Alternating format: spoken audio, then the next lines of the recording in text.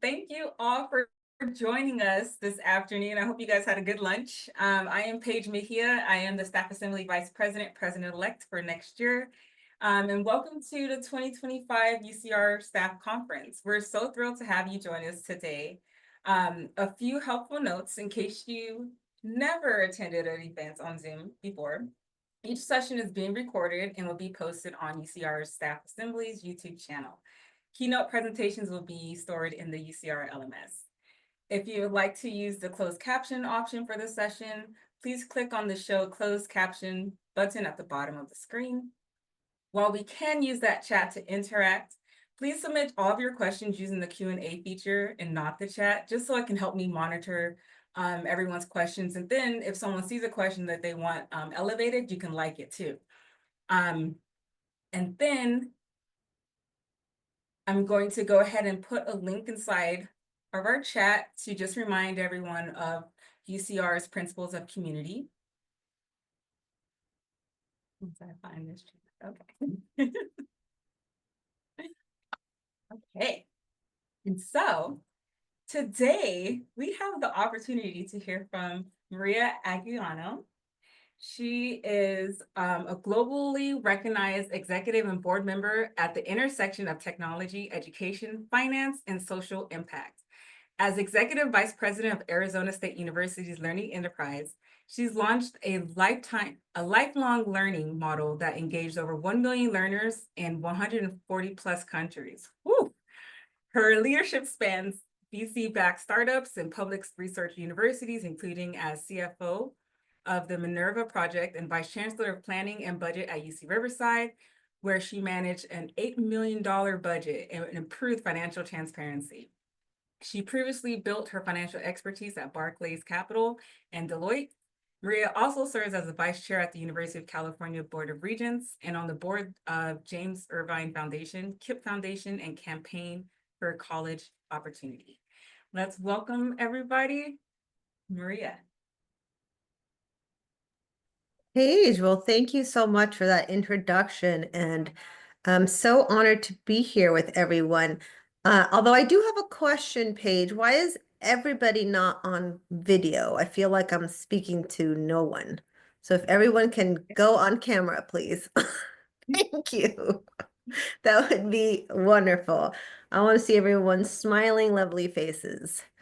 And I see many familiar folks out there. Tanya and Cindy, and I can't read everyone because it seems to be quite a few people, but definitely folks that I worked with when I was here at UCR. Now a long time ago, I was there from 2014 to 2017. So for those of you that are new, I probably didn't get a chance to meet you, but UCR continues to have is very near and dear to my heart. And I'm always advocating for UC Riverside at the Regents level because it's a wonderful growing campus and it needs as much support from the state and from the Regents as it deserves. So I'm gonna just share my screen. Let's see. Okay. So today's presentation, and feel free, what I would say, if people have questions along the way, please go ahead and just add it to the chat and I can answer things along the way. But today's presentation that I was going to talk to all of you about was leading with purpose, owning your path, and lifting others. And so just to give a brief introduction to myself, as Paige mentioned, I'm the vice chair of the board, so that I've been now a regent for almost 8 years. And my prior roles, I was the executive vice president at ASU. I spent almost 7 years there. I'm working on the learning enterprise, and I'll talk about that. And of course, worked at UC Riverside as the vice chancellor of planning and budget, and at UC Office of the President. But today's not about roles. It's about really the path and leadership and what that really means. And so I wanted to share with all of you a few pictures from my path. In my childhood, I have my brother and I on a little bus to Guadalajara. And so basically we grew up in LA and then San Diego. And my mom raised us as a single mom. She had immigrated to the US when she was in her early 20s, not really speaking any English and with only a sixth grade education. Right. And so here's us on a bus to Guadalajara, like visiting the family. And then my little sister was born when I was around 12. And so this is really what makes me who I am today, right? It's the experiences that I had growing up. I went to six different elementary schools. So when you think about resilience and being able to pick yourself back up and start over and over and over again, I had to do that at a really young age, right? When I was literally six elementary schools. And so I learned along the way that no matter what happens, I was going to be okay, right? That I was going to be able to survive because I had to make new friends and had to learn a whole new thing. And every time it was super scary to have that change. And yet things seem to turn out okay. And so I think that, is one of the things that I think about my leadership, something that I carry with me in my roles. And so, the first thing I wanted to lay out was kind of the leadership lesson of know your ikigai. Your reason for being is your fuel. Without it, leadership is directionless, right? And I really, for those of you that don't know what an ikigai is, it's really the intersection of what you love, what the world needs, what you're good at, and what you can get paid for, right? So you take all those things, and at the middle is this beautiful Japanese word called your ikigai. And I wanted to talk about this because this graph and this graphic and framework is great and it makes it sound really easy. And the truth is, the path to getting here is actually quite difficult, right? And so I wanted to talk a little bit about how I saw it. Um, Especially as a first generation college student, I started my career as an accountant, right? And so when I think about what that means, well, that's what I was good at, my skills and talent. I was really good at analytics and math. And so my first job was as a CPA at Deloitte.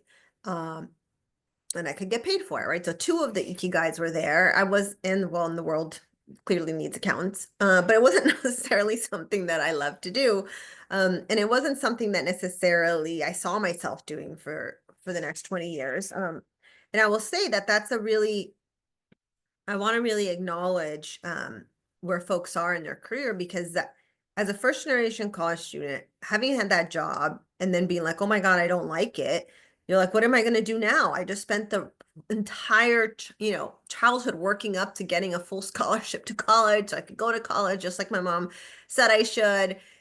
And now I have this job and I don't like it and I don't know what I'm supposed to do now. And so again, as I think about educational leadership, is how do we, I'm embedding both my story and then how I think about education and the role of universities is like, how do we think about more career mentoring earlier on in our students' tenure with us so that when they start their role, it's at least something that they are excited about and know that they can work on for longer than they got into it and realized they didn't like it, right? We should be able to offer internships for folks or get them sneak peeks at these organizations so that they know that that's something that interests them and that they're ready to really interview and get these jobs too.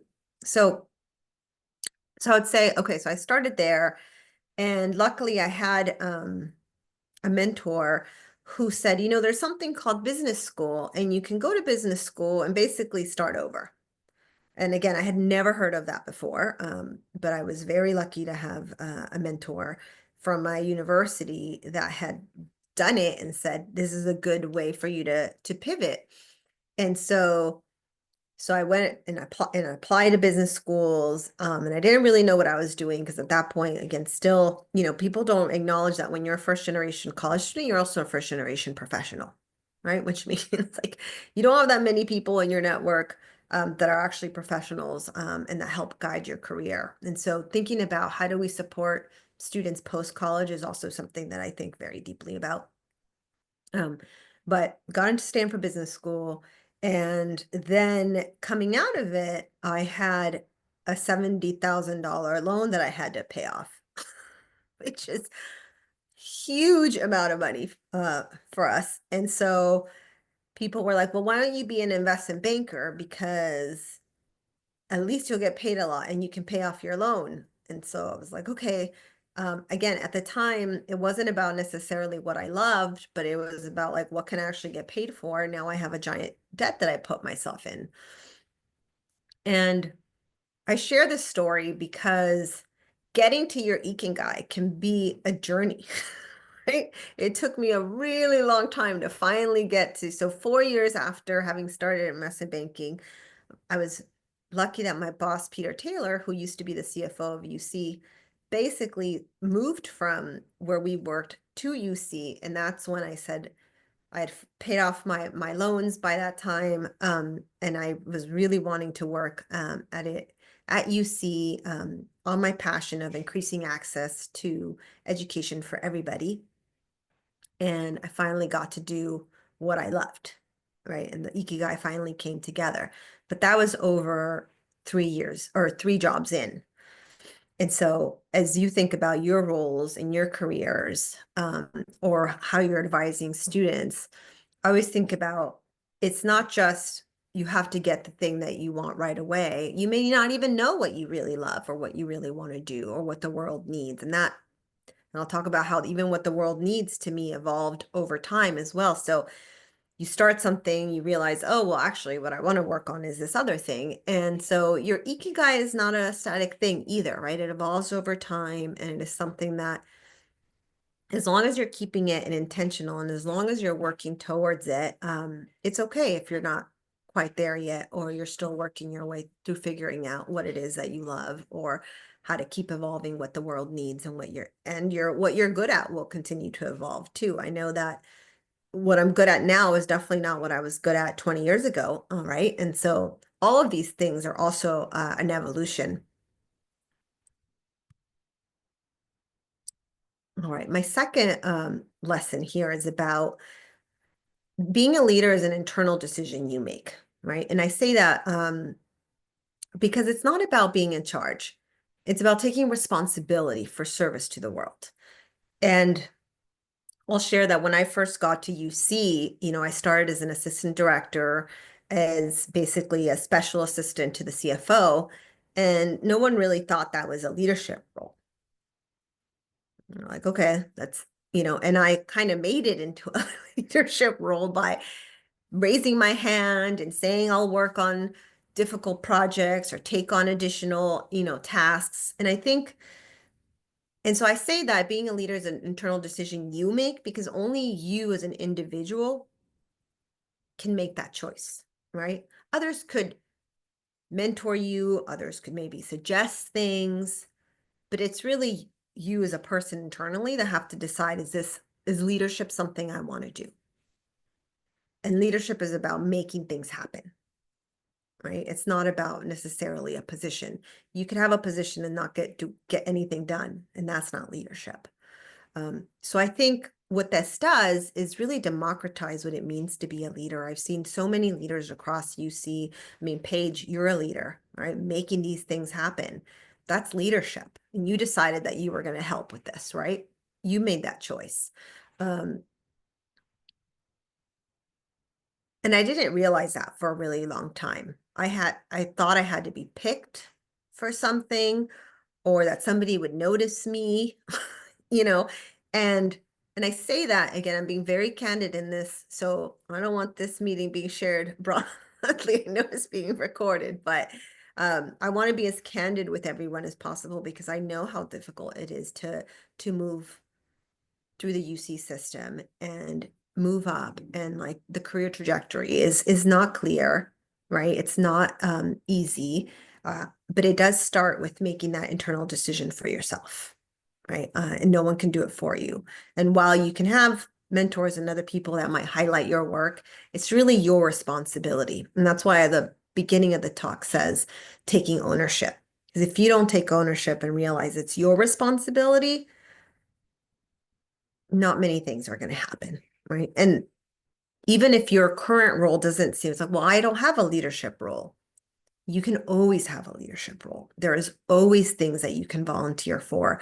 and do on behalf of the university, on behalf of our students, on behalf of the community, where you can grow your leadership skills. The also thing that I wanted to highlight around leadership skills is that it's not just about you. So it's about being inclusive and bringing people into the process, right? And I want to share a video before I continue to talk about this, that I think is like a really fun video. Let me know if you can hear it.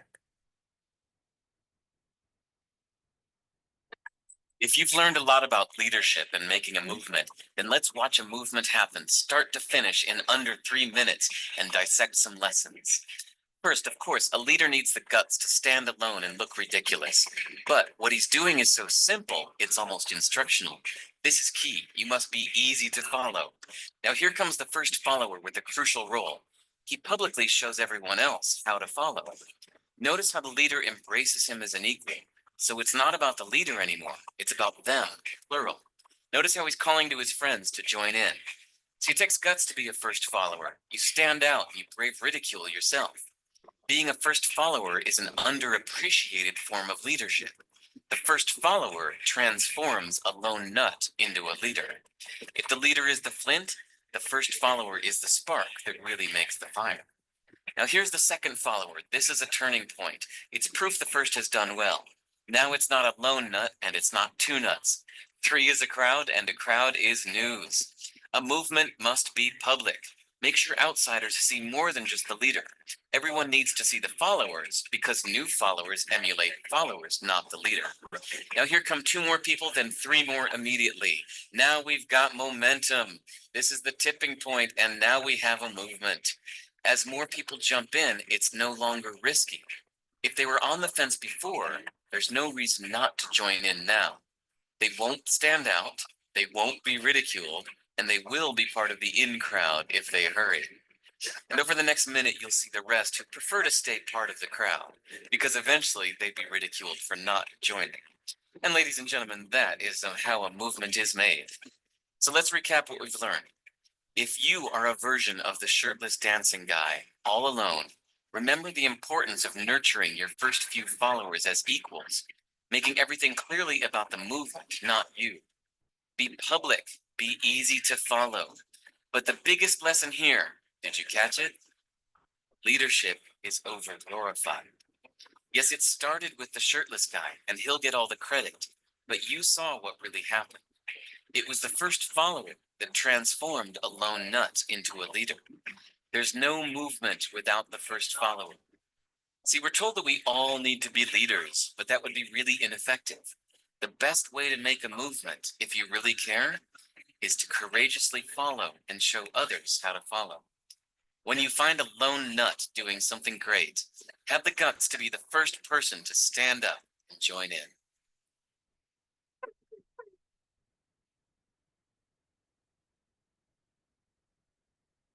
All right. So who had fun watching that video? Hold on, let me, I don't know how to turn it off now. Here, give me 1 second.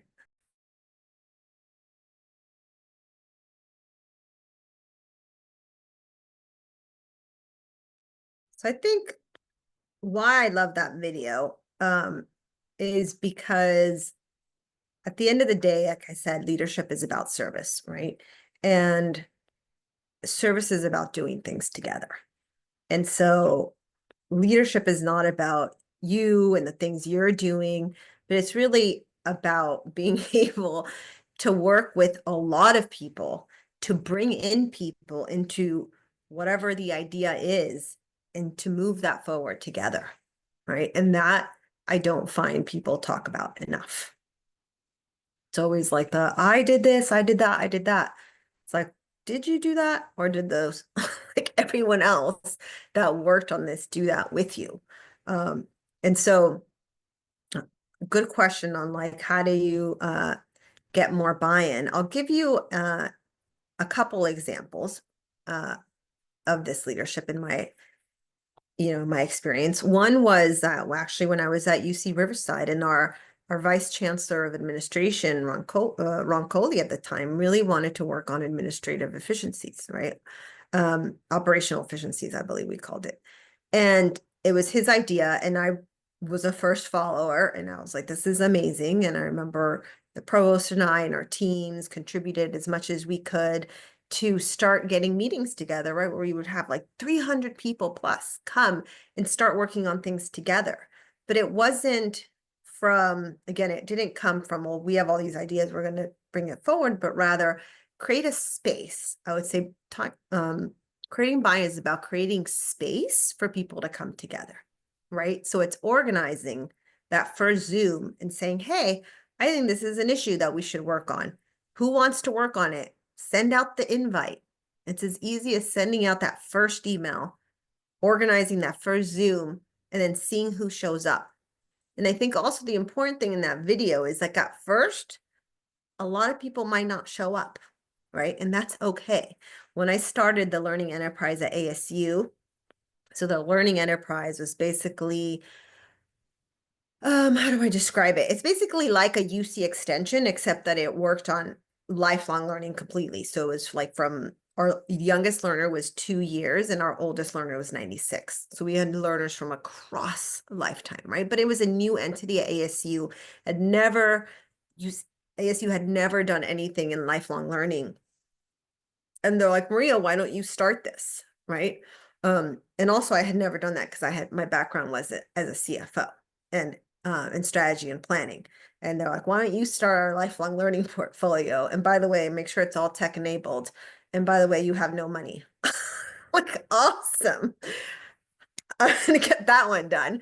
Right. And so back to the earlier point on life resiliency and life is a journey. I had to like learn a bunch of things about how interviewed a bunch of people that had already been on the space, try to figure out, okay, you know, what should we be doing in the space? How do people do this? So reaching out to people has always been a strategy of mine. And you'd be, again, I'm always shocked how many people are amazing and willing to talk to you. Even when I applied for my first job at UC, I had, I'll tell you this, when I first applied to the job to work for the CFO of the UC system, I knew nothing about higher ed at the time either, right? But I literally emailed 10 CFOs from across the country, and I asked them if they would be willing to talk to me. And 5 of them responded. So I interviewed all of them, and they told me what the most important issues were.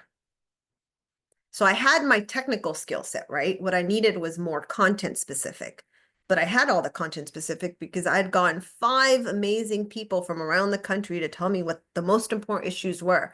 So I go into that interview and I'm like, great, I know how a CFO thinks now. And I say that because, again, you can just reach out to people on LinkedIn, right? We have a 10 campus UC system. If you're interested in a role in your campus, reach out to the people that are doing that role at every other campus and say, hey, I'd love to talk to you about your role. How did you get to your role? What are the key issues that you're dealing with? I would be shocked if they didn't if they didn't reply and reach out. So you have a giant pool of resources at UC. I'm sorry, I got distracted with that part of the story and forgot the bigger part of the story now. Let me come. Can someone remind me what I was talking about? I'm sorry, I got caught up in the using your resources and I forgot the broader point I was making, which is, on the buy-in, how we get buy-in. So one, so I was talking about the ASU story. So same thing there. I went and interviewed a bunch of people, and then I found the one person that was willing to join my team.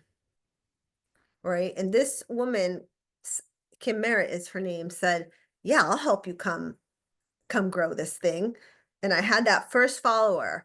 And then there was 2 of us talking about this idea.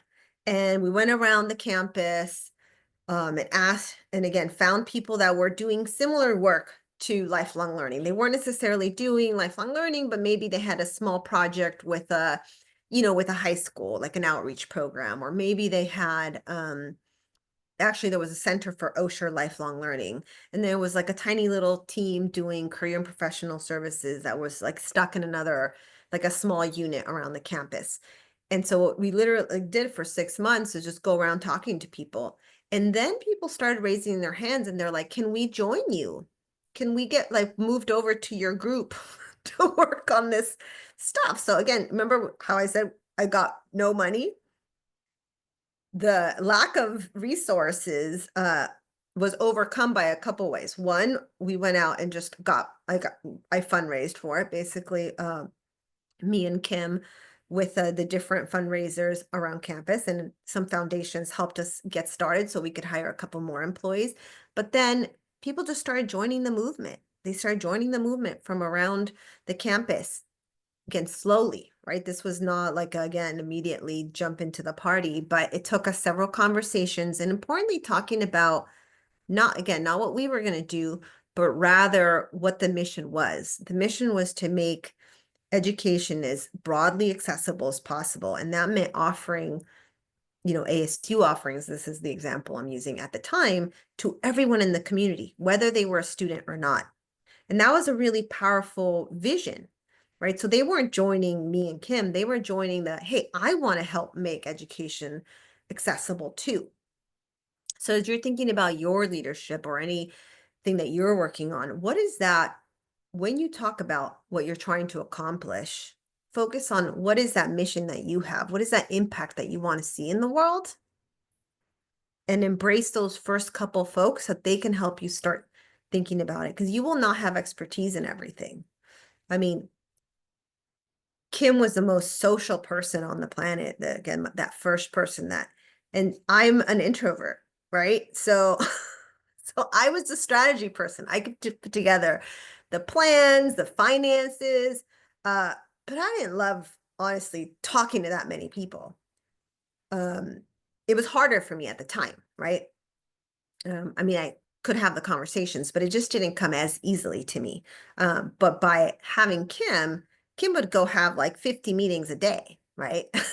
And like find people that were excited and bring them into the group. So I would just say, remember that you all also have special strengths, and don't think you have to do it all. Find that one or two people that want to work with you and what their strengths are, and then leverage their strengths too together. So again, if you want to go far, you have to go with the big group, because everyone has different skill sets. And your job as a leader is to be as inclusive as possible, to highlight people's amazing strengths, and help everyone feel like they're part of this movement with you, right? And this is, I use this little example about, this is what I was talking about, everyone having different strengths, right? The pommel horse. Sometimes it comes down to the person with a super specialized skill set to win the the gold medal here. And that's not necessarily, I'm not the pommel horse person, but you better have that person on your team or on your group as you're moving something forward. So I like using things, and I'm trying to give some practical tips as well. Use things like Strengths Finder. We use that at UC, in our UC team, actually, when on our Riverside Vice Chancellor Planning and Budget team, to see what were everyone's strengths. And we had one, Tanya, I think you even put it together, if I remember correctly, right? Everyone on the team and what everyone's strengths were, so that everyone could see them. So as we were planning anything, we'd be like, oh, okay, the three people we did good together doesn't have anything in this area. Maybe we should bring someone in, somebody else from the team that's really good at, whether it's like strategy or execution or some people are great at details, some people are not great with people, great at relating, great at activating. There's all these strengths, right? And we only have some of them. So it's really about the collective. So I cannot stress that enough in leadership. And then really own your evolution. This is, I think, the part that most frustrates me about education, is we act like it's a one-shot deal. Well, if someone just gets the one credential and then it's like, we're done. And everyone's career journey is a 50-year journey. And you're learning things every week, every month, every year, and evolving in your roles. And so, again, I don't end up as a person leading a lifelong learning technology, enabled ASU learning offering brand as an accountant without having learned like a million skills along the way over the 15 years. And so as we think about the future of education, I'll talk a little bit about that too, is that it's not a fixed role, right? You keep learning new things to advance the things that you want to advance, and the impact you want to see out in the world.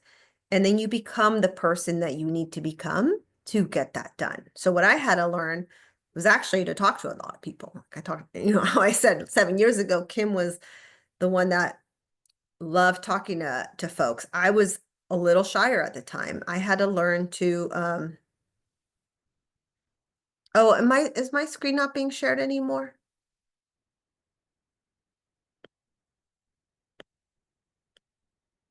I didn't realize my screen wasn't being shared.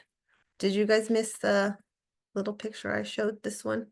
It's like the really fun one where I was talking about how you win the Olympics is with the team, but owning your evolution. I would just say that it's learning a lot of things along the way. What I had to learn was to give presentation in front of hundreds and hundreds of people, right? I've done it now hundreds of times.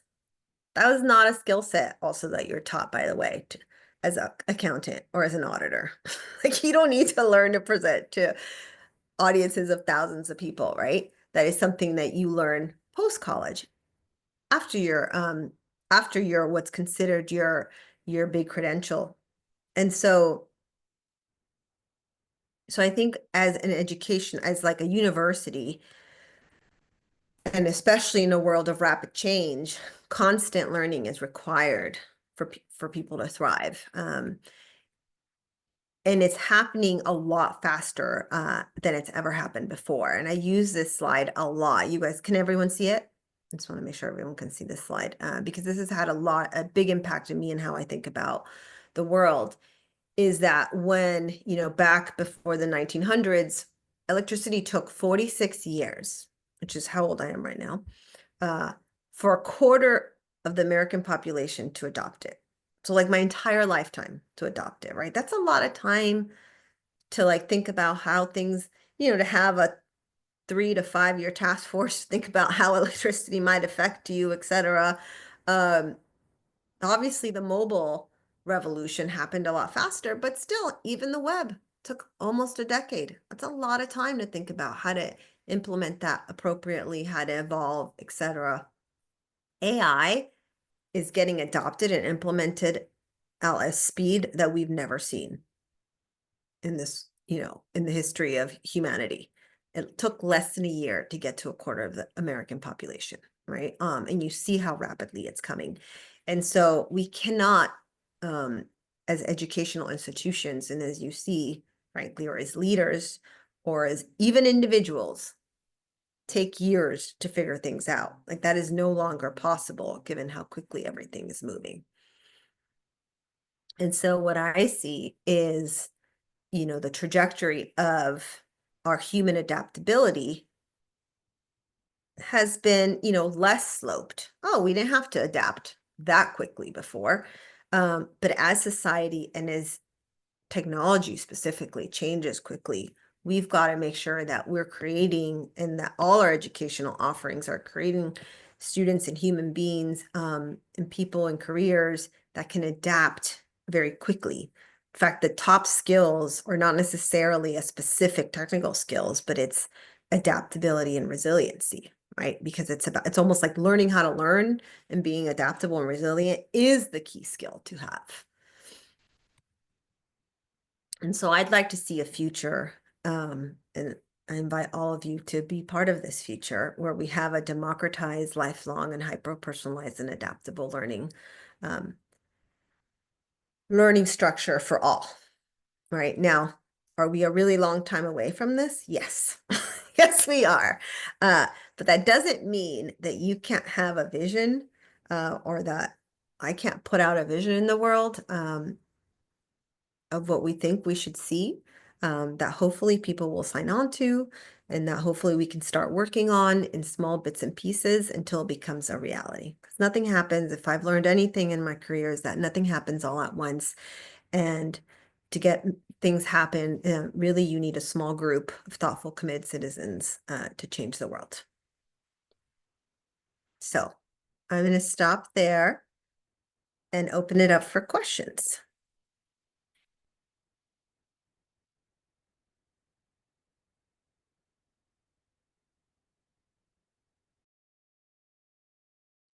Inside the Q&A. And I think if you just put them in the chat, that would be Yeah. great.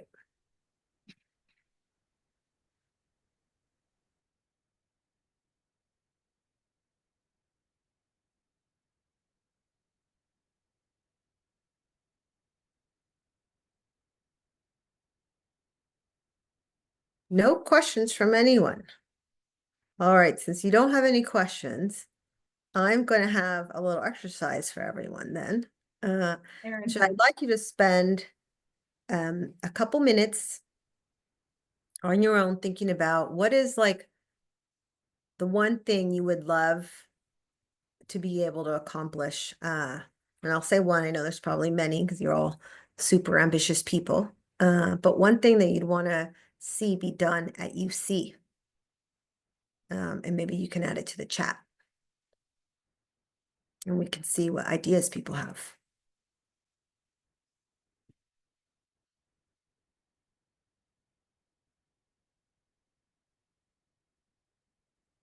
Yeah, on the risk, I think the risk of creating the learning enterprise, like I said, was everyone thought the idea of having learners across a whole lifetime was kind of silly, right? For most of the university did at the beginning. When I left ASU, we had 1 million learners. So that no longer looked silly to people or ridiculous. But I will tell you at the very beginning, I didn't even have that goal. That seemed like such an outrageous goal to have that I didn't like, we started with a much, much smaller goal. And that's okay too, right? Sometimes things evolve to where you don't even know where they're going to grow to. And so you don't have to have the big vision. You can have, I think our vision was like, hey, let's get to 100,000 learners.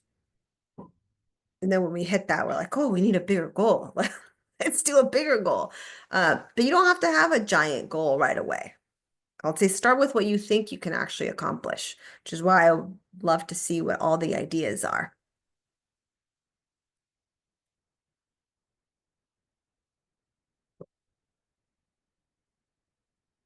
So we had two so far. One from Leanne, allowing for some degree of tuition offset for children of UC employees, and then Maja Bean, UC Wish, high quality and free education for all. All Yeah. right. And then we have a question too. Oh, yeah. I think the biggest inspiration is a couple things. I'll say back to my mom's story. I think about how much harder her life was than mine, right? She literally moved to a country where she didn't speak the language and had no education and managed to have 3 children, provide food at the table for them, shelter and home. I'm so awed at that I think about, well, if she could do that, there's no reason that we can't, that I can't do the work I'm doing now, which feels so much easier than what she did. And I also think what she taught me is that that if you just keep working at it, she actually ended up, we were really low income, and so we didn't qualify to buy a home for a really long time. Like we couldn't get a mortgage, basically. But when I was in high school, she finally was able to figure out how to get a mortgage and bought her home. And 30 years later, she just paid it off last year. And so I think about that journey, that 30-year journey of, again, someone who couldn't have even gotten a mortgage and now owns her own home fully. That is a long journey. And so I think, as I think about transformation and evolution in universities and in education, they're not, and I learned this over the years because I used to be very impatient and I wanted everything right away. Things take time. right? Change takes time. You just have to keep saying the thing we want. Hey, free education for all, and working on it. And it might, and it'll keep moving forward, and it may not happen right away. But if we don't have the goal and we don't have the vision at all because we're like, it's too hard, it'll never happen. A goal you don't have never happens. So I'd rather have unrealistic goals, or that people think are unrealistic, that takes 20 years to get done, than not believe it's possible.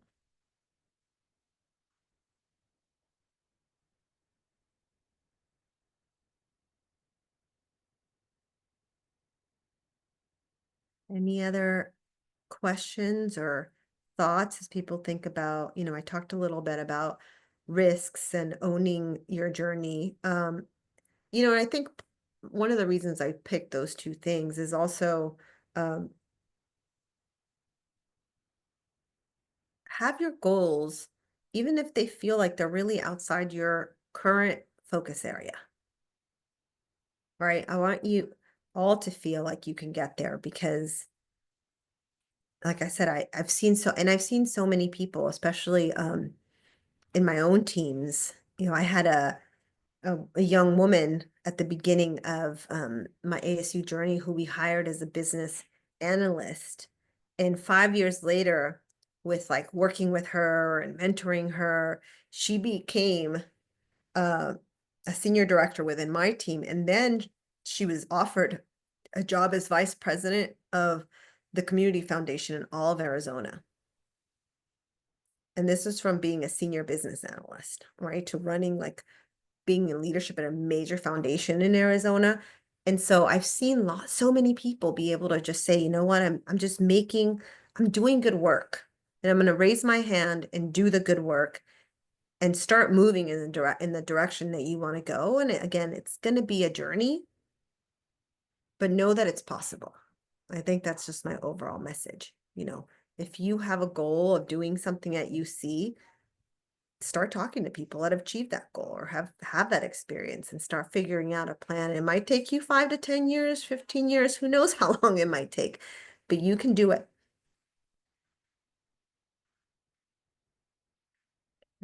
As a regent, I would say, what do I like most about my role? Uh, it is a harder role than an operational role, I'll say, right? Because when you're running a unit, um, either when I did it at Minerva or ASU or at UC, you have a lot more ability to move things forward because they're smaller scale. When you're a regent, you're one of 18 people that we're trying to decide how to make decisions together. And so talk about that lesson number 2 about bringing everyone together. It's just a lot slower, because it takes talking to a lot of people to get people moving in the same direction, right? It's a lot less, I would say it's a lot more diffused leadership than like an operational role. But what I love about it is that we also get to set the stage for what the future of UC is. And so I don't know if people have seen the UC 2050 plan. That was something I worked on with a group of regents, on ensuring that by 2050, we reimagine how and where UC happened, really serving Californians in all parts of the state, not just where our current campuses are, but how do we serve Central Valley, the Inland Empire more? How do we serve the very northern and very southern parts of the states more? So that was goal number 1. Goal number 2 was about reflecting the full diversity of California in all its facets. And goal number 3 was around ensuring we had no student success equity gaps, and that we were preparing students to live for their careers. Goal number 4 was around ensuring that UC was helping solve California's biggest problems, right? We have our amazing faculty and staff that have expertise in lots of areas, but as a system, we don't necessarily always come together to try to figure out how to solve housing affordability, hunger, wildfire prevention.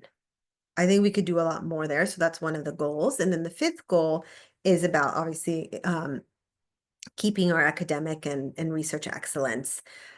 But the fact that as Regents, we're able to put that statement out there and again, set a vision that's not going to be necessarily done right away, but something that people can look to and say, you know what, we're headed in a direction. That's been, I think, one of the most impactful things for me as a Regent.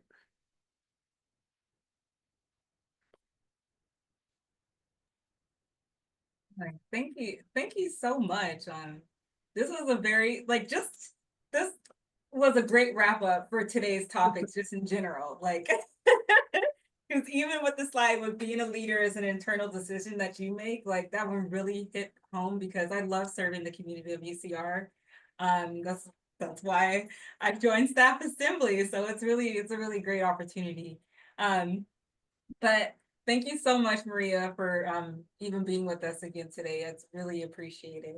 Well, And it's an honor for me. I love UC Riverside. I think it's, again, make sure it doesn't get to other campuses, but I think it's the best campus. And so I just want to thank you all for your service. I know that it's a tough job and it's tough times right now. It's us collectively together that are going to make sure that UC stays standing proud and accessible to all students. And that we're able to do that is because of all of your hard work. So just thank you so much for everything that you do. yeah. And then as for everyone else out here, we hope that you enjoyed your time with us today. This is our last session.